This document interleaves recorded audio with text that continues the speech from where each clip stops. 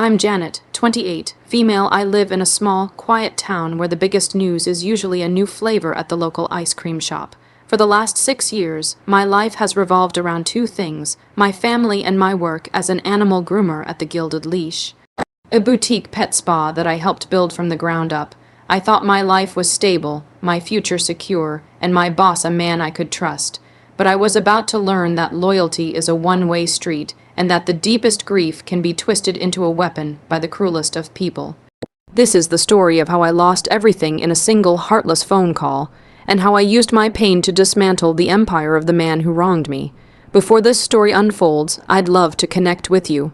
Please let me know in the comments where you're watching from and what time it is in your corner of the world. It's amazing to see how far these stories can travel. My world was a symphony of happy barks, the gentle hum of clippers, and the scent of oatmeal shampoo. The Gilded Leash wasn't just a job, it was my creation, my sanctuary.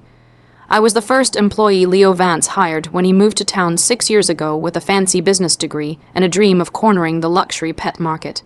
Back then, it was just an empty storefront and a lot of ambition. I developed our grooming techniques, I designed the service packages, and most importantly, I built the relationships. Every client who walked through our door knew me, trusted me. They didn't come for the gold-plated water bowls or the pretentious name. They came for the care and skill I provided to their furry family members. My life outside of work was simple and full. My mother was my best friend, my anchor. We'd speak every day, sharing silly stories and serious worries. My older brother, Sam, a history teacher at the local high school, was my rock, always ready with a bad joke or a shoulder to cry on. We were a tight-knit trio, a little universe of our own. That universe felt safe, predictable, and warm. Leo Vance was, for the most part, a decent boss. He was ambitious and obsessed with image, always talking about franchising and expansion, but he mostly stayed in his office handling the books and marketing, leaving the hands-on work to me and Maria, our wonderful receptionist. He knew I was the heart of the business. He often said it himself during staff meetings. "Janet is our superstar," he'd announce, smiling his polished salesman smile. "The clients adore her. She's the reason we're the best." I believed him. I thought we were a team, building something special together. I worked weekends, skipped vacations, and poured every ounce of my energy into making his business a success, believing that my dedication would be rewarded. The looming shadow began as a whisper, a series of small, unsettling changes. Leo started taking meetings with men in expensive suits who never looked at the dogs. He began talking less about quality and more about cost efficiency and scalability. He implemented a new booking software that was clunky and impersonal, replacing the friendly notebook system Maria and I used. He swapped our premium, organic shampoos for cheaper, bulk order alternatives, insisting the clients wouldn't notice. I noticed, the dogs noticed, their skin became irritated. When I raised these concerns, Leo would wave a dismissive hand. "Janet, you're a phenomenal groomer, but you don't understand the big picture," he'd say, his tone patronizing. "This is about growth. We're going national." The final and most telling sign came about a month before my world fell apart. Leo hired a second groomer without consulting me. Her name was Tiffany, and she was fast, sloppy, and cheap. She undercut my meticulous, patient methods, rushing dogs through appointments and leaving them with uneven cuts and anxious dispositions. Clients started complaining, but Leo defended her. "She's hitting the numbers, Janet," he said, pointing to a spreadsheet. "Her turnaround is twice as fast as yours." He didn't care that her work was shoddy. He only cared that she was processing more units per day. It was the first time I felt like a cog in a machine rather than the heart of a family.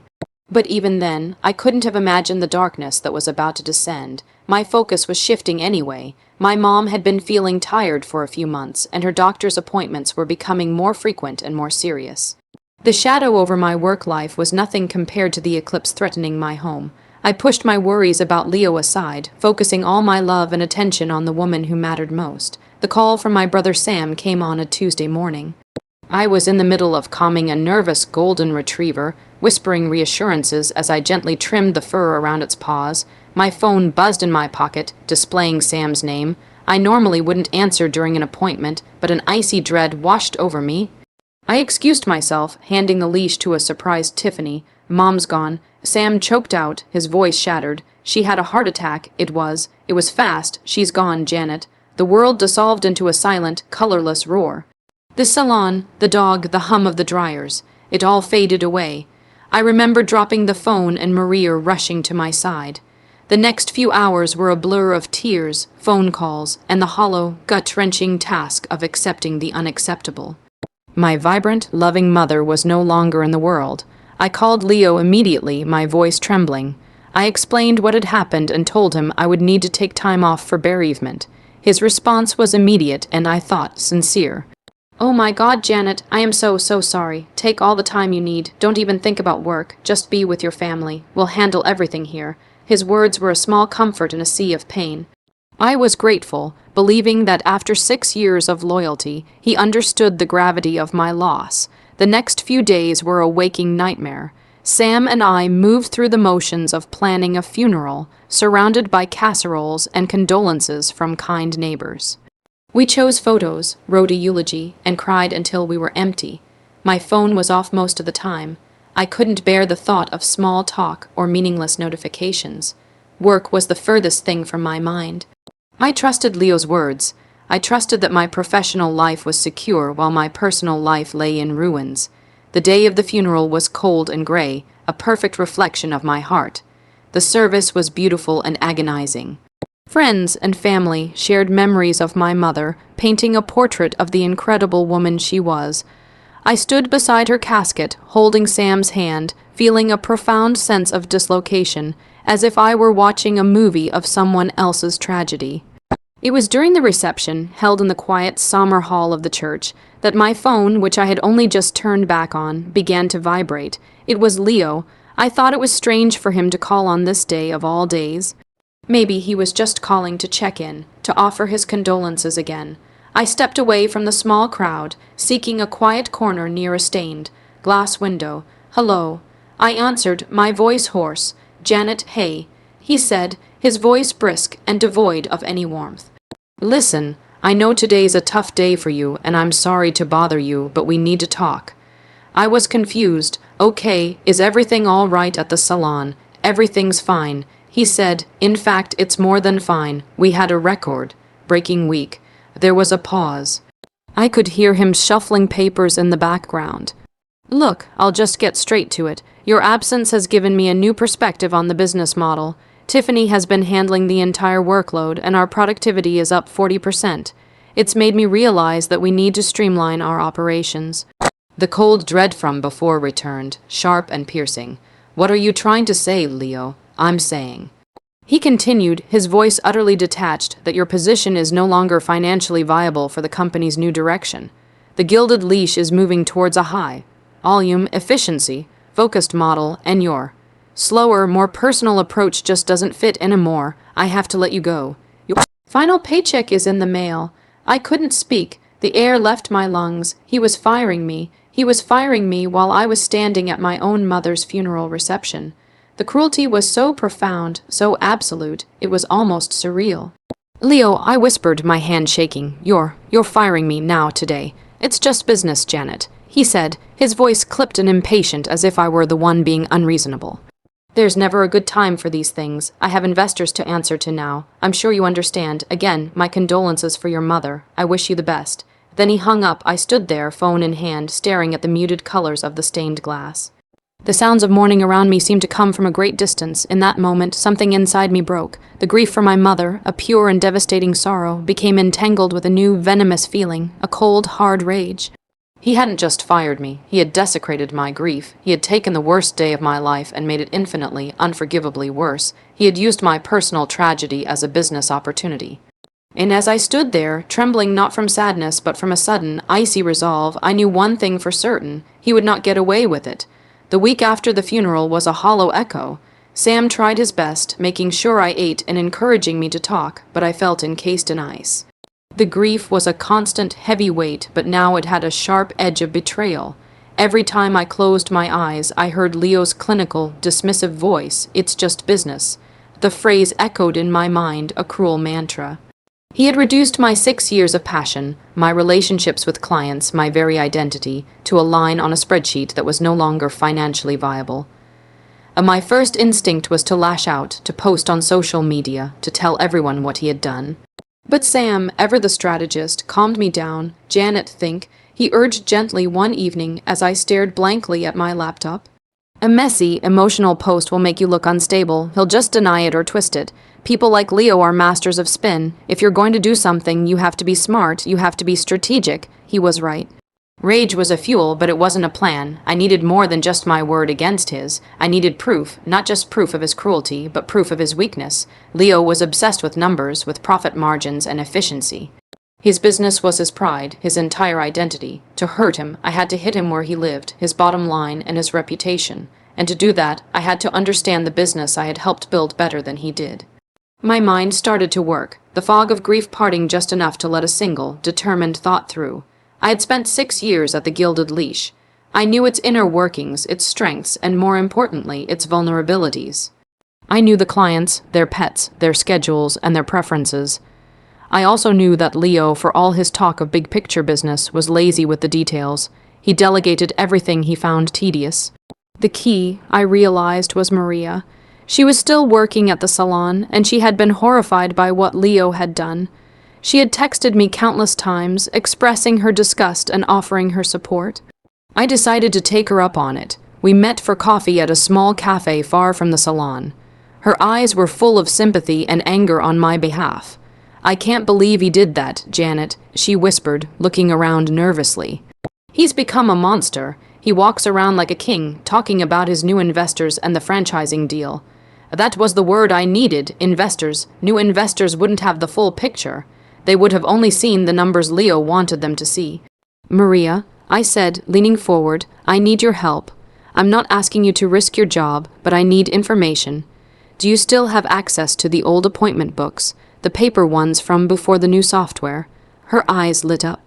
"He told me to throw them out, but I couldn't. I have them in a box in my car. I knew they were important. They have all your notes, all the client histories." It was a start, a huge start. That evening, Maria dropped off a heavy box at my house. For the next few nights, with Sam making me tea and keeping me company, I meticulously went through years of records.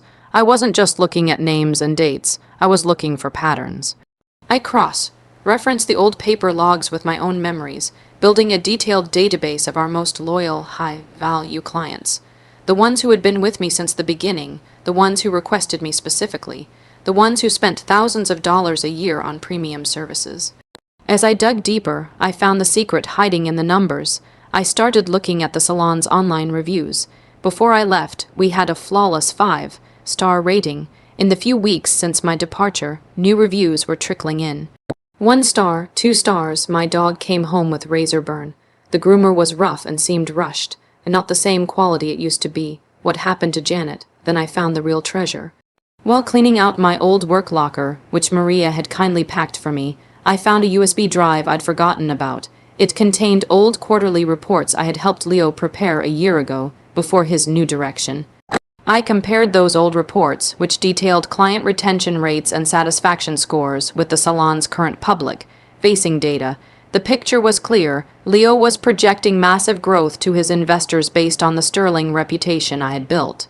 But his new, high-volume model was already causing that reputation to crumble. He was selling them a promise based on a past he had just destroyed. He was running a business on fumes, and the engine was the goodwill I had generated.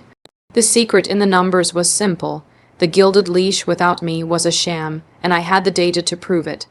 Armed with my spreadsheet of loyal clients and the damning evidence of declining quality, I knew my next step was to move beyond the data and connect with the people. Leo's business was built on relationships I had fostered. His new model treated pets like products and their owners like transactions. That was his fatal flaw. My plan began to crystallize. I wouldn't just expose his business. I would methodically dismantle it by reclaiming the loyalty he had taken for granted. My first call was to Mr. Chen. He was a kind, quiet man who owned the most successful chain of restaurants in our region. He was also the devoted owner of a pair of ridiculously fluffy chow chows, Bao and Meili, who I had groomed every month for 5 years.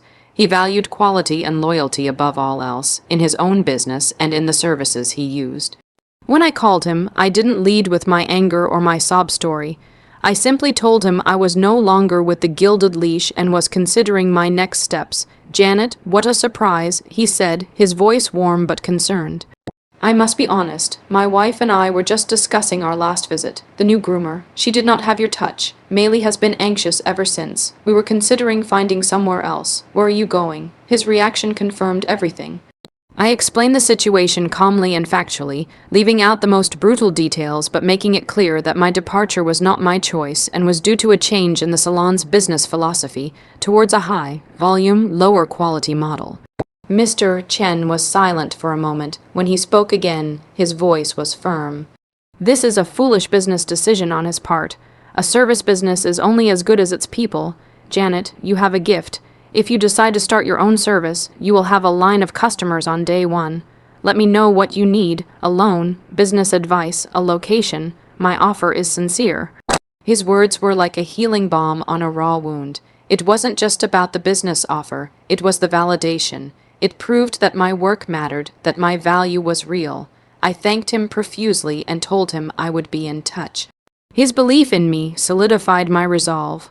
One by one, I started making calls. I began with the whales, the clients with multiple pets, the ones who booked standing appointments for the entire year, the ones who always bought the most expensive spa packages.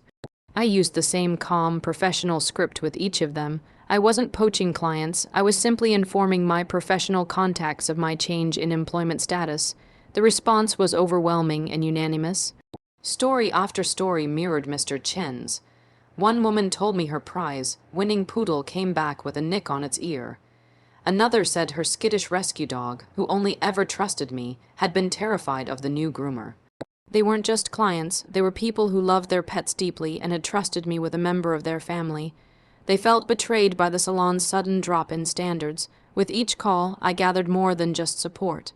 I gathered intelligence. I learned that Leo had implemented a new, exorbitant pricing structure. He had introduced premium add-ons that were once standard parts of my service.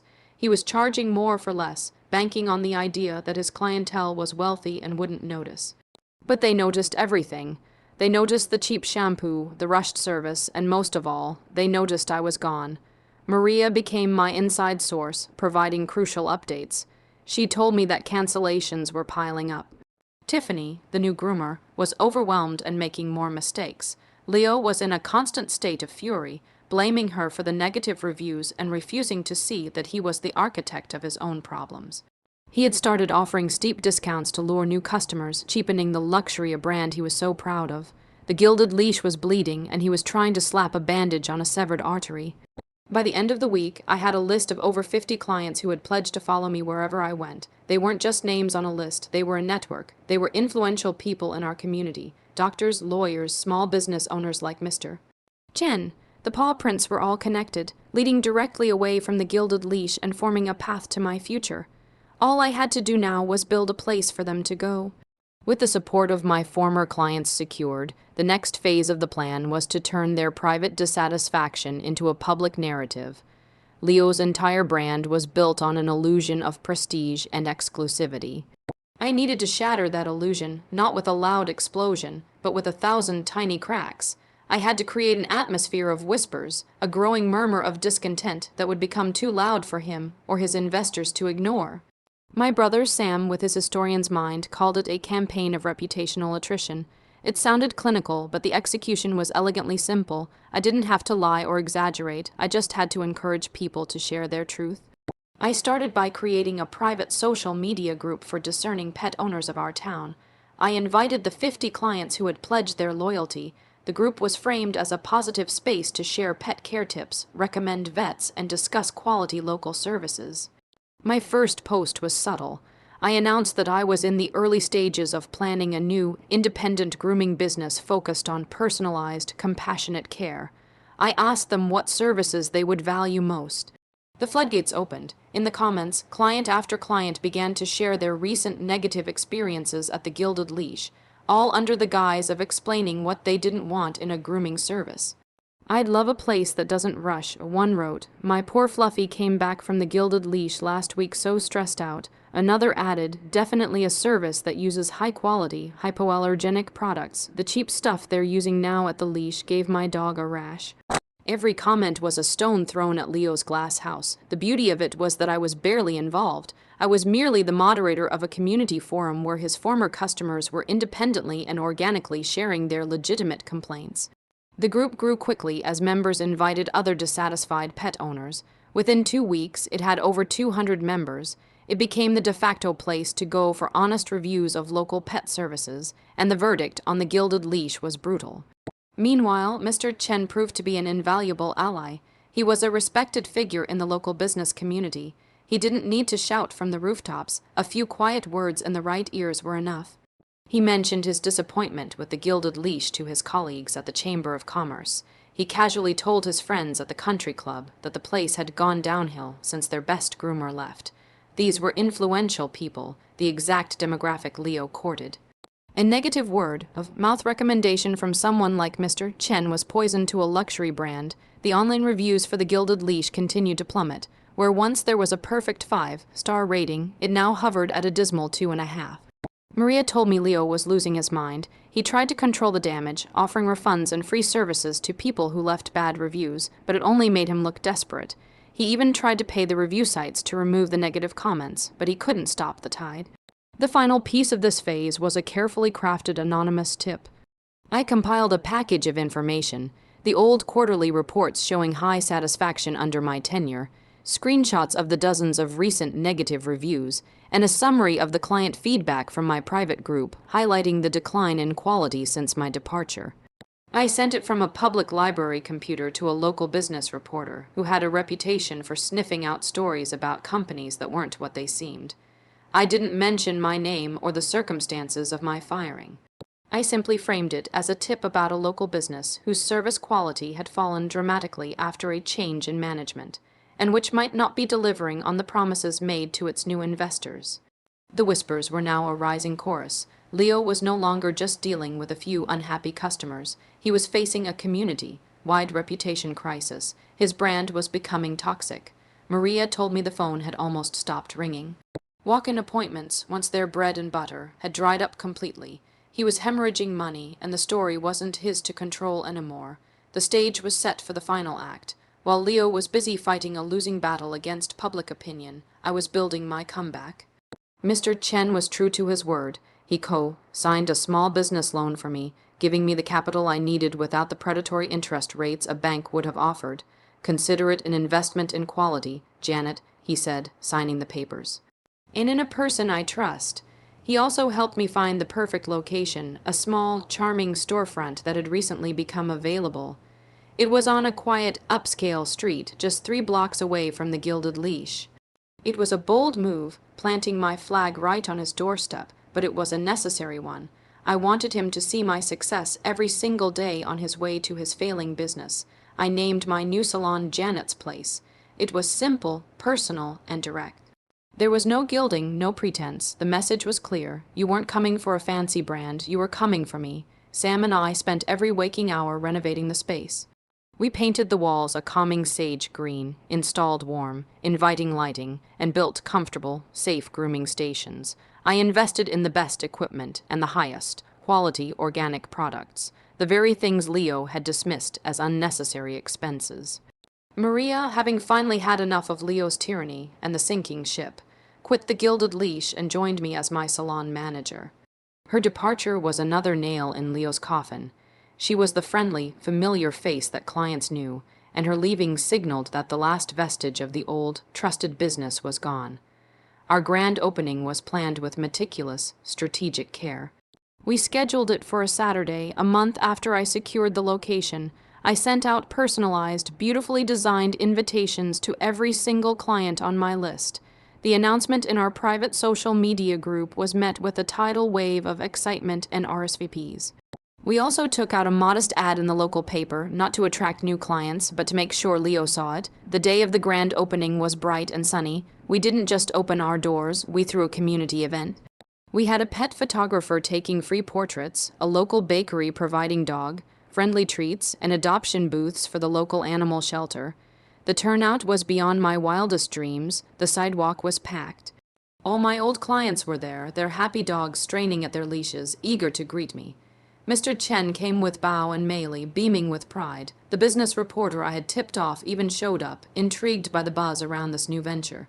The highlight of the day was entirely unplanned. Around noon, a sleek black car pulled up across the street.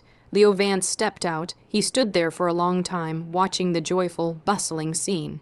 He saw the crowd, he saw the happy clients, his former client, laughing and congratulating me. He saw me, surrounded by support, my face glowing with a mix of relief and triumph. He saw Mr. Chen shake my hand, a clear gesture of endorsement from one of the town's most respected businessmen. His face, visible even from a distance, was a mask of pure, unadulterated shock and fury. He had thought he had discarded a simple employee. He was now staring at his direct and clearly superior competition, built from the ashes of the loyalty he had burned. He didn't get out of his car or try to confront me. He just watched for about 10 minutes, his knuckles white on the steering wheel. Then he sped away. He didn't need a confrontation. The scene in front of him was the only confrontation that mattered. It was a living, breathing testament to his monumental miscalculation. He had fired one person, and in doing so, he had lost an entire community. My salon's grand opening was his business's funeral. The success of the grand opening was not a fleeting moment. It was the beginning of the end for Leo Vance. My appointment book filled up for the next 3 months within the first week. Janet's place was thriving, built on a foundation of genuine care and the very loyalty Leo had despised. We were everything the Gilded Leash pretended to be: exclusive, high quality, and beloved by the community. The fallout for Leo was swift and brutal. The article from the Business Reporter came out the following week. It was a masterpiece of professional shade. It celebrated the launch of my new salon, hailing it as a return to quality, personalized service. It then contrasted my success with a case study of a nearby competitor, the Gilded Leash, detailing its plummeting online reviews, customer complaints, and the mass exodus of its clientele following the departure of a key employee. The reporter even managed to get a quote from one of the investors, who sounded deeply concerned about the brand's recent reputational challenges. That article was the final blow. According to the town gossip mill, which in our small community is faster and more accurate than any news outlet, Leo's investors pulled their funding. They were sold on a growth model based on a stellar reputation, but the report made it clear that the reputation had walked out the door with me. The business was a hollow shell, and they wanted out. Without the investor capital, Leo couldn't sustain his losses. He couldn't afford the rent on his large, flashy storefront. He tried everything. He slashed his prices, offering 50% off deals that screamed desperation. But no one was biting. His brand was too damaged. The name The Gilded Leash had become a local punchline, a symbol of corporate greed and poor quality. About 2 months after my grand opening, A for Lease sign appeared in the window of The Gilded Leash. The gold-plated sign was taken down, leaving a faded outline on the brick. The empire was officially dead. Maria told me that Tiffany, the other groomer, had quit weeks earlier, tired of the empty salon and Leo's constant rage. He was left with nothing but an empty building and a mountain of debt. The last I heard of Leo, he had sold his expensive car and moved out of his fancy condo. He left town quietly without a word. He had come to our community with big dreams of building a national franchise, but he left with nothing, undone by a single act of profound cruelty. He didn't understand that a business, especially one built on trust, is a delicate ecosystem. By firing me at my mother's funeral, he hadn't just been cruel, he had been stupid. He had ripped out the heart of his own operation and was shocked when it bled out. As for me, my life is fuller and richer than I ever could have imagined. Janet's place is more than a business. It's a community hub, a happy place for pets and their people. I hired 2 more groomers, training them in my methods of compassionate, patient care. Sam is my silent partner, helping with the books on weekends, and Mr. Chen is my mentor, always available for advice. I still miss my mother every single day. The grief is a part of me now, a quiet ache that will never fully disappear. But my work, my new life, is a tribute to her. She taught me strength, kindness, and resilience. In the end, Leo didn't destroy me. His heartless decision destroyed everything he built, and from the ashes, he inadvertently gave me the freedom to build something better, something stronger, something that was truly my own. He tried to ruin my life on the worst day of my life, but all he did was show me exactly what I was capable of, and for that, in a strange way, I am grateful.